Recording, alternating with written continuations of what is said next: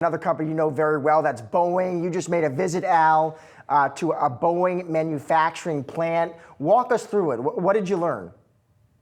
So Boeing usually does investor events, right, or media events, and they bring everybody out there. We were in the Renton facility to build 737 MAX. So obviously that's a very big deal this year. Emergency door plug blew out on Jan 5th. The stock was about $249 a share then. You see it on the graphic there. It's below 186. Most of that's related to 737 quality issues. So they spent basically time trying to explain how quality was improving. Now, a plane facility, it is sort of an awesome site, right? It's huge, it's clean. There's a lot of people doing a lot of things. There's more than 2 million parts. If you add up all the rivets and everything, there's more than 2 million parts in a 737. So it would be foolish to say that, like, oh, I went to the plant and now I know the quality's improved. But they spent a lot of time trying to carefully detail, these are the kinds of changes we've made. So something like that can never happen again. And so, we can ramp production and put this in the rearview mirror. Time will heal all wounds in the case of Boeing. They don't really have a lot of leeway. They have to be perfect from this point forward. And I left the plant saying, okay, at least, there are things being done in terms of training, measuring employee efficiency, slowing the work down. They've delivered a lot fewer 737 MAXs than even their customers would like. But that's all part of the process of digging themselves out of this hole they built.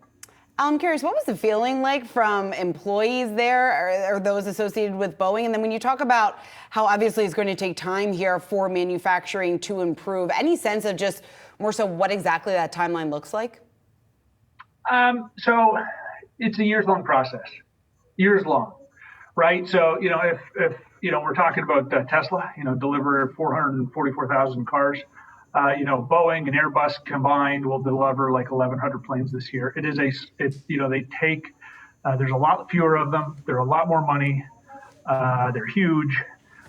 So, where Tesla, looking to turn things around in a quarter or two, Boeing, in terms of production quality, should be looking to turn it around in a year or two. And people might want to see that process sped up, but that's just sort of the reality of plane manufacturing. So it'll take a while. And, the things that investors can look for is, they're basically delivering 20 a month. They're allowed to deliver 38 a month. So getting back to 38 and then having the FAA say, you know what, you can make 50 a month, which is their long-term goal or one of their long-term goals. And then also seeing some of these other derivatives of the 737 MAX approved, like the 737 MAX 7 or the longer version called the Dash 10. These things will come out, between now and 2026. And then people will basically say, oh, okay, things are getting better at Boeing. From an employee perspective, each individual employee, very proud of their work, can talk about all of their training.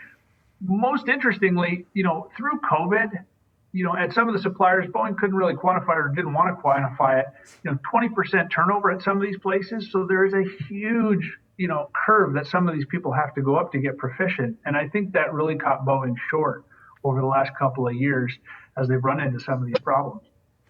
Al, if we're talking Boeing, we also got to talk about who's going to lead this company, Calhoun stepping down. There's been that chatter, Al, about Spirit Aerosystems, Pat Shanahan. What do you make of that?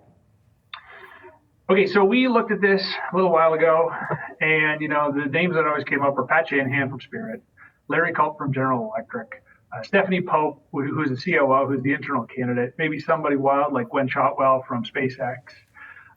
Larry is firmly ensconced at GE. Pat is a legitimate candidate to replace Dave Calhoun.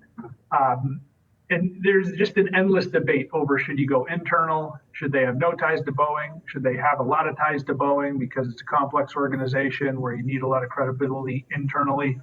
There is just no good answer. I could show you CEOs that came from outside Boeing that did well. Dave Mullenberg, the guy who lost his job to Dave Calhoun because of the 737 MAX crisis in 2018, 2019. He was an internal candidate and an engineer. Steve Mollenkopf, the old CEO of Qualcomm, is running this process to find the next guy. I would say it's probably been harder than he thought, right? We haven't seen basically any development in months. And it is going to be tough to handicap like to answer your question directly, Shanahan is one of the leaders. I would say Stephanie Pope, internal candidate, is one of the leaders in the clubhouse, and we'll just have to see how it develops. All right, we'll bring you back when we have the news. Al, thank you so much for being on the show today. Always love having you. Yep, see you guys.